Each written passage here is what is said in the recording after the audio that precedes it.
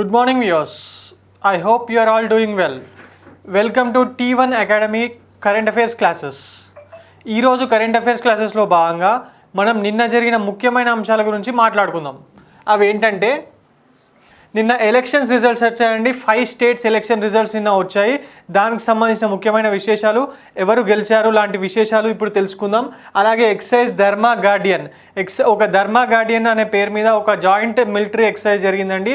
అది ఏంటి, ఏ రెండు దేశాల మధ్య జరిగింది అనే విషయం, మరియు ఫ్లోటింగ్ సోలార్ పవర్ ప్లాంట్, ఇండియాలో the largest floating solar power plant అనేది నిన్న స్టార్ట్ చేయబడింది.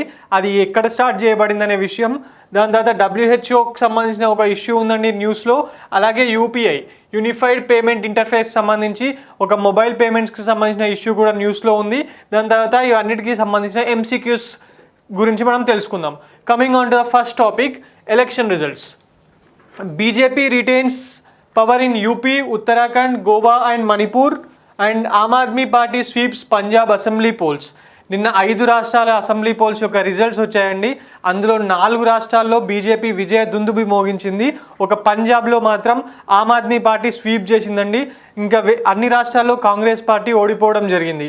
ఈ 4 రాష్ట్రాలకు సంబంధించి ముఖ్యంగా ఉత్తరప్రదేశ్లో 37 సంవత్సరాల తర్వాత BJP రెండోసారి అధికారంలోకి వచ్చిన ఏకైక పార్టీగా నిలిచిందండి. ఆఫ్టర్ 37 years ఏ పార్టీ సెకండ్ టైం మళ్ళీ లైన్గా అధికారంలోకి రావడం ఇదే ఫస్ట్ టైం. 5 రాష్ట్రాల ఎలక్షన్స్ రిజల్ట్లో భాగంగా మనం ఇప్పుడు ఉత్తరప్రదేశ్ గురించి తెలుసుకుందాం. 37 సంవత్సరాల తర్వాత ఒక పార్టీ మళ్ళీ రెండోసారి అధికారంలోకి రావడం జరిగిందండి. భారతీయ జనతా పార్టీ వాళ్ళు ఆ ఘనత సాధించారు. నిన్న వచ్చిన ఎలక్షన్ రిజల్ట్లో భాగంగా మొత్తం 403 స్థానాల్లో 255 స్థానాల్లో బీజేపీ సొంతంగా గెలవడం జరిగింది. ఇంకా కొన్ని స్థానాల్లో దాని మిత్రపక్షాలైన అప్నాదల్ వంటి పార్టీలు కొన్ని స్థానాలు గెలవడం జరిగింది. అలాగే ముఖ్య అపోజిషన్ పార్టీ అయిన సమాజ్వాదీ పార్టీ వాళ్ళు 111 సీట్లు, మరియు కాంగ్రెస్ 2 స్థానాలు అండ్ BSP 1 స్థానంలో విజయ దుందుబి మోగించడం జరిగింది. అండ్ కమింగ్ ఆన్ టు ఇందులో ముఖ్యమైన విషయం ఏంటంటే, యోగి ఆదిత్యనాథ్ గారి మంత్రివర్గంలో 10 మంది మంత్రులు ఓడిపోవడం జరిగింది. ముఖ్యంగా వాళ్ళ డిప్యూటీ సీఎం అయిన స్వామి ప్రసాద్ మౌర్య గారు ఓడిపోవడం జరిగిందండి. కానీ యోగి ఆదిత్యనాథ్ తన నియోజకవర్గమైన గోరఖ్పూర్ అర్బన్లో 1,00,000 ఓట్ల మెజారిటీతో విజయ దుందుబి మోగించారు. అతను రెండోసారి మళ్ళీ ముఖ్యమంత్రి పదవి చేపట్టనున్నారండి. కమింగ్ ఆన్ టు ఉత్తరాఖండ్లో చరిత్ర ఈసారి రిపీట్ కాలేదండి. జనరల్గా ఉత్తరాఖండ్లో ఒకసారి గెలిచిన పార్టీ మళ్ళీ గెలవడం జరగదండి. ఇది 2000 సంవత్సరంలో ఉత్తరాఖండ్ స్టేట్ ఫామ్ అయిన దగ్గర నుంచి జరుగుతుంది. బట్ ఈసారి BJP ఆ రికార్డ్ని బ్రేక్ చేసిందండి. వరుసగా రెండోసారి వాళ్ళు అధికారంలోకి రావడం జరిగింది. బట్ ఇందులో వాళ్ళ సీఎం, తన పార్టీని గెలిపించిన వాళ్ళ సీఎం పుష్కర్ సింగ్ ధామీ తన సొంత సీట్లో ఓడిపోవడం జరిగిందండి. Uttarakhand BJP secured an absolute majority by securing 47 seats. 70 స్థానాలు గల శాసనసభలో 47 స్థానాలు గెలుచుకొని అబ్జల్యూట్ మెజారిటీ సాధించారండి. బట్ వాళ్ళ సీఎం అయిన పుష్కర్ సింగ్ ధామీ గారు మాత్రం ఓడిపోవడం జరిగింది. And the Congress has become the main opposition and it bagged 19 seats. ఇందాకే చెప్పాను కదా, this chief minister Pushkar Singh Dhami కాదండి, 3 ముఖ్యమైన పార్టీల చీఫ్ మినిస్టర్ అభ్యర్థులు అందరూ ఓడిపోవడం జరిగిందండి. That is Pushkar Singh Dhami from BJP, the current chief minister, former Congress chief minister అయిన హరీష్ రావత్ కానివ్వండి, Aam Aadmi Party CM candidate అయిన అజయ్ కొతియాల్ కానివ్వండి, వీళ్ళు ముగ్గురు తమ సొంత నియోజకవర్గాల్లో ఓడిపోవడం జరిగిందండి. నెక్స్ట్ స్టేట్ గోవాలో 40 శాసనసభ స్థానాలకు జరిగిన ఎలక్షన్స్లో గోవాలో BJP పార్టీ వాళ్ళు 20 శాసనసభ స్థానాలు గెలిచి వన్ సైడెడ్గా సొంతంగా వాళ్ళు గవర్నమెంట్ ఫామ్ చేయడానికి సరిపడే సీట్లు తెచ్చుకున్నారండి. And Congress has become the main opposition with 11 seats. And this is the third consecutive time, 3వసారి వరుసగా BJP వాళ్ళు గోవాలో ఎలక్షన్స్లో గెలవడం జరిగిందండి. అండ్ వేరే సీట్లు rest seats were won by others. పంజాబ్కి సంబంధించినంత వరకు ఆమ్ ఆద్మీ పార్టీ వాళ్ళు వాళ్ళ చీపిరి గుర్తు పంజాబ్లో మొత్తం సీట్స్ని ఊడ్చి పడేసిందండి. 117 స్థానాలకు జరిగిన ఎలక్షన్స్లో 92 స్థానాలు గెలవడం జరిగింది. మొన్నటి వరకు అధికారంలో ఉన్న కాంగ్రెస్ పార్టీ 18 స్థానాలతోనే సరిపెట్టుకుంది. ఇంతకు ముందు చాలా సంవత్సరాల పాటు పంజాబ్ను ఏలిన శిరోమణి అకాలీదళ్ వాళ్ళు 3 స్థానాలు మాత్రమే సాధించారు. మిగిలిన 4 స్టేట్స్లో విజయదుందుభి మోగించిన బీజేపీ పార్టీ ఇందులో మాత్రం 2 స్థానాలకే పరిమితమైందండి. And BSP and independence have won 1 seats each. చీపిరి సృష్టించిన ప్రభంజనంలో చాలామంది దిగ్గజాలు మరియు చాలామంది గొప్ప లీడర్లు ఓటమి పాలయ్యారండి. అందులో పూర్వపు ముఖ్యమంత్రులైన మన అమరేందర్ సింగ్ కానివ్వండి, కరెంట్ చీఫ్ మినిస్టర్ అయిన చరణ్జిత్ సింగ్ చన్నీ కానివ్వండి, ఇంతకుముందు 5 సార్లు ముఖ్యమంత్రిగా చేసిన ప్రకాష్ సింగ్ బాదల్ కానివ్వండి, ఇప్పటి ప్రజెంట్ చీఫ్ అయిన సుఖ్బీర్ సింగ్ బాదల్ కానివ్వండి, ఇలాంటి దిగ్గజ నాయకులందరూ ఓటమి పాలడం జరిగింది. అండ్ మణిపూర్లో కూడా బీజేపీయే గెలవడం జరిగిందండి. మొత్తంగా 5 రాష్ట్రాల్లో జరిగిన ఎలక్షన్లలో 4 రాష్ట్రాల్లో భారతీయ జనతా పార్టీ విజయదుందుభి మోగించింది. ఆమ్ ఆద్మీ పార్టీ వాళ్ళు పంజాబ్లో క్లీన్ స్వీప్ చేశారండి. It's 92 out of 117, huge majority అండి. టోన్ అకాడమీ క్విజ్ కాంటెస్ట్ ఇవాల్టి మొదటి ప్రశ్న. MP lads was suspended during the first phase of COVID-19. Consider the following statements regarding this. MP lads ni COVID-19 యొక్క first ఫేజ్లో suspend చేయడం జరిగింది. దీనికి సంబంధించి కింద ఇచ్చిన స్టేట్మెంట్స్ని ఒకసారి చూద్దాం. Statement 1, Rajya Sabha members are not entitled to this. Statement 2, Ministry of Statistics and Program Implementation is the nodal ministry to implement this scheme. Statement 3, under this scheme, each MP gets rupees 10 crores for the development work in his or her constituency. Which of the given statements is or are correct with reference to the MP LADS suspension? Option A, only statement 1. Option B, only statements 2 and 3. Option C, only statement 2. And option D, all, that is 1, 2 and 3 are correct. Coming on to the next topic, that is Exercise Dharma Guardian 2022. Exercise Dharma Guardian is an annual military exercise. ఇది ప్రతి సంవత్సరం జరిగే ఒక military exercise అండి, which takes place between Indian and Japanese army. India and Japanese army మధ్యలో ప్రతి సంవత్సరం జరిగే ఒక మిలిటరీ ఎక్సర్సైజ్ అండి, annual military exercise that has been held and completed in Belgaum, Karnataka. దీనికి సంబంధించి ఒకటే క్వశ్చన్ వస్తుందండి మెయిన్గా, exercise Dharma Guardian is a military exercise between which countries అని అడుగుతాడు ఎగ్జామ్లో. ఆన్సర్ ఆప్షన్స్ ఇస్తాడండి, but answer is India and Japan. అలాగే ఇలా కూడా అడగచ్చు, exercise Dharma Guardian is a military exercise, naval exercise, air force exercise, ఇలా కూడా అడగచ్చు. It is an military exercise. Okay, exercise Dharma Guardian is a 12 days of intense joint military training exercise which provides a unique opportunity of achieving synergy between armed forces of both the nations, which is focused towards strengthening the timeless bonds of India and Japan friendship. రెండు దేశాలకు సంబంధించిన military మధ్యలో ఒక synergy, ఒక friendship create చేయడానికి ఇలాంటి programmes, Dharma guardian లాంటి annual exercise అనేది నిర్వహించడం జరుగుతుందండి. ముఖ్యంగా గుర్తుపెట్టుకోవాల్సిన పాయింట్ ఒకటే అండి, Dharma Guardian is an exercise held between which countries అని అడుగుతాడు. It has been held between India and Japan. At which place? At Belgaum, Karnataka అండి. Floating solar power plant, the largest floating solar power plant అనేది తమిళనాడులోని తూతుక్కుడి డిస్టిక్లో నిన్న start చేయడం జరిగిందండి. దాన్ని Tamil Nadu chief minister MK Stalin garu inaugurate చేశారు with cost of 150 crores. This floating power plant is established in southern petrochemicals industries corporation limited factory at Thoothukudi in Tamil Nadu for providing clean energy. జనరల్గా మన ఫ్లోటింగ్ పవర్ ప్లాంట్స్ అనేవి గుజరాత్లో ఉన్నాయండి చాలా. వాళ్ళ నర్మదా రివర్ మీద కన్స్ట్రక్ట్ చేశారండి. మన తెలంగాణలో కూడా కొన్ని ఏరియాల్లో మిషన్ కాకతీయ చెరువులు ఉన్నాయి కదా, ఆ మిషన్ కాకతీయ చెరువుల మీద ఈ ఫ్లోటింగ్ పవర్ ప్లాంట్స్ కొన్ని పెట్టారండి, ఫ్లోటింగ్ సోలార్ పవర్ ప్లాంట్స్. కానీ అలాగే కర్ణాటకలో కూడా ఉన్నాయి, కానీ largest floating solar power plant అనేది తమిళనాడులో తూతుక్కుడి అనే ప్రాంతంలో ఏర్పాటు చేయడం జరిగింది.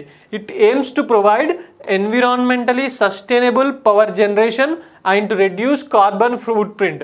రెడ్యూసింగ్ కార్బన్ ఫుట్ ప్రింట్ అంటే కార్బన్ డైఆక్సైడ్ని వాతావరణంలో తగ్గించడం అండి. సోలార్ ఎనర్జీ ద్వారా ఎలక్ట్రిసిటీ ప్రొడ్యూస్ చేయడం వల్ల కార్బన్ డైఆక్సైడ్ అనేది వాతావరణంలో తగ్గుతుంది. ఎందుకంటే మనము అప్పుడు కోల్ని కానివ్వండి, ఇలా ఇతర పెట్రోలియం కానివ్వండి, ఇలా ఇతర ఫోజిల్ ఫ్యూయల్స్ని మనం వాడించడం తగ్గుతుంది. అందువల్లే it will reduce the carbon footprint in atmosphere. Tone Academy Quiz Contest ఇవాల్టి రెండో ప్రశ్న. The Global Education Monitoring Report was released by. Global Education Monitoring Report ని రిలీజ్ చేసింది option A World Economic Forum, option B United Nations Development Program, option C United Nations Educational, Scientific and Cultural Organization UNESCO, or option D the World Bank. Coming on to the next topic, that is WHO Global Center for Traditional Medicine. The Union Cabinet chaired by Prime Minister Narendra Modi has approved the establishment of World Health Organization's Global Center for Traditional Medicine. World Health Organization's Global Center for Traditional Medicine at Jamnagar, Gujarat. ఇది ప్రపంచ ఆరోగ్య సంస్థ వాళ్ళు ఇక్కడ ఇండియాలో ఏర్పాటు చేశారండి, జామ్నగర్, గుజరాత్లో. This agreement was signed by government of India with WHO in this regard. ఏర్పాటు చేయడానికి ఒక అగ్రిమెంట్ కూడా సైన్ అవ్వడం జరిగింది. This WHO's global centre for traditional medicine to be established under ministry of AYUSH. మనకు ఒక సపరేట్ మినిస్ట్రీ ఉందండి. దానికి పూర్వపు అస్సాం చీఫ్ మినిస్టర్ అయిన సర్బోనంద సోనోవాల్ గారు ఇప్పుడు ఈ మినిస్ట్రీని హెడ్ చేస్తున్నారు. ఆయుష్ అంటే ఏంటి? ఆయుర్వేద, యోగా, న్యాచురోపతి, యునానీ, సిద్ధ, ఈ సోవారిగా అనేది టిబిటియన్ ఫార్మ్ ఆఫ్ మెడిసిన్ అండి, కొత్తగా యాడ్ చేశారు. And homeopathy. ఇదండి ఆయుష్ అనే దానికి అర్థము. ఈ అన్ని రకాలమైన మెడిసిన్స్కి సంబంధించి ఆల్టర్నేటివ్ మెడిసిన్, ఇన్ని రకాల ఆల్టర్నేటివ్ మెడిసిన్స్ని గురించి చెప్పేదే, దాని గురించి ప్రపంచానికి తెలియజేసేది మరియు దానికి సంబంధించి విషయాలు చెప్పేదే ఈ ఆయుష్ ministry. This will be the WHO's GCTM to be established under the Ministry of Ayush will be the first and only global outposted center for traditional medicines. Traditional మెడిసిన్కి సంబంధించి this is the first and global outposted centre అండి.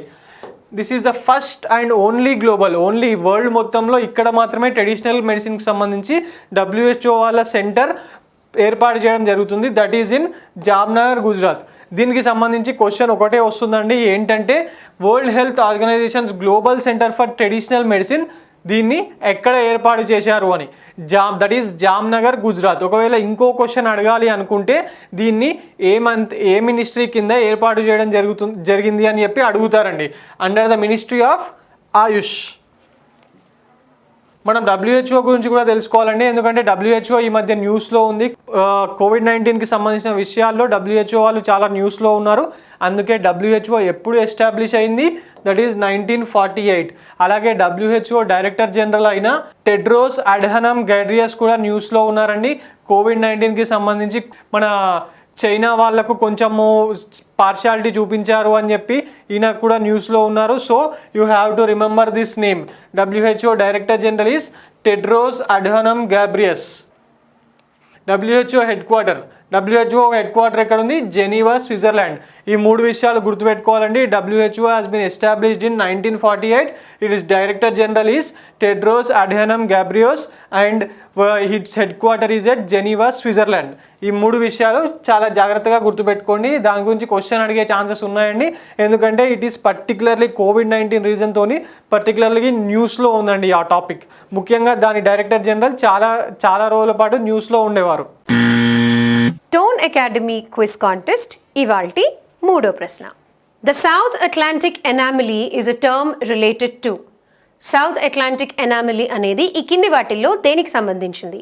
Option A climate change, option B Himalayan system, option C magnetic field of the earth, and option D wind directions. And coming on to the next topic, that is UPI 123 Pay and DigiSati. The Reserve Bank of India has launched new UPI services for future phone users called UPI 123 Pay for non-internet users to make digital payments.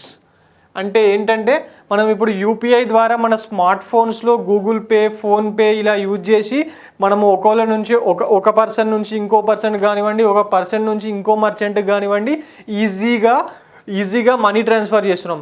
మరి smart phones ఇండియాలో అందరి దగ్గర ఉన్నాయా? ఒక survey ప్రకారం smart phones లేని జనాభా ఇండియాలో 40 కోట్లు అండి. 40 కోట్ల మందికి ఇండియాలో స్మార్ట్ ఫోన్స్ లేవు. అందులో చాలామంది ఫ్యూచర్స్డ్ ఫోన్స్ మాత్రమే, నార్మల్ మన 1100 నోకియా ఉంటుండే కదా అలాంటి నార్మల్ ఫోన్స్ వాడుతున్నారు. మరి వాళ్ళు కూడా మనీ ట్రాన్స్ఫర్ చేయాల్సిన అవసరం ఉంటుంది కదండి. ఇప్పుడు రూరల్ ఏరియాస్లో కూడా గూగుల్ పే, ఫోన్పే, పేటిఎం ఇవన్నీ ప్రతి దగ్గర పెడుతున్నారు.